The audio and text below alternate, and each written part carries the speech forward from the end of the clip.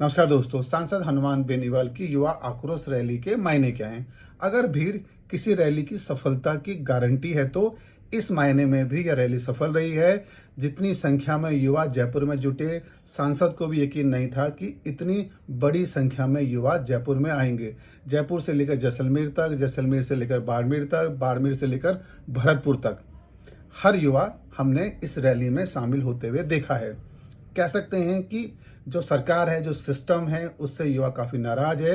पिछले 5 सालों में भर्तियों में जो भ्रष्टाचार हुआ है, उसकी दवा, उसका इलाज अभी तक सरकार ने किया नहीं है, जबकि 1.5 साल सरकार को, बीजेपी की सरकार को बने हो चुके हैं। जांचें चल रही हैं, लेकिन अभी तक कोई भी जांच नतीजे तक नहीं पहुंची है। कह सकते हैं कि आज जयपुर से युवाओं ने जो संदेश सरकार को दिया, उससे अगर सिस्टम में कोई हलचल होती है तो इस रैली की सबसे बड़ी कामयाबी यही मानी जाएगी।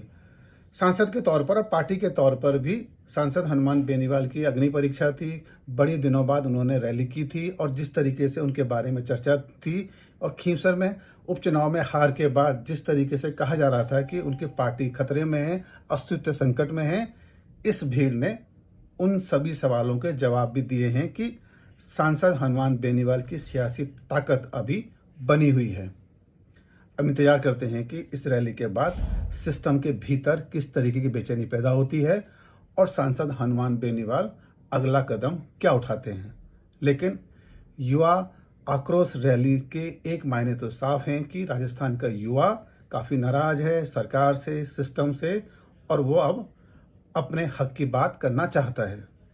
शायद सरकार इस रैली से कुछ अपने लिए और कुछ युवाओं के लिए रास्ते निकाले, ताकि इस रैली ने जो संदेश सिस्टम को दिया है वो ये बताता है कि अगर इस बेचैनी का इलाज नहीं हुआ तो सियासी तौर पर भी बीजेपी को नुकसान हो सकता है।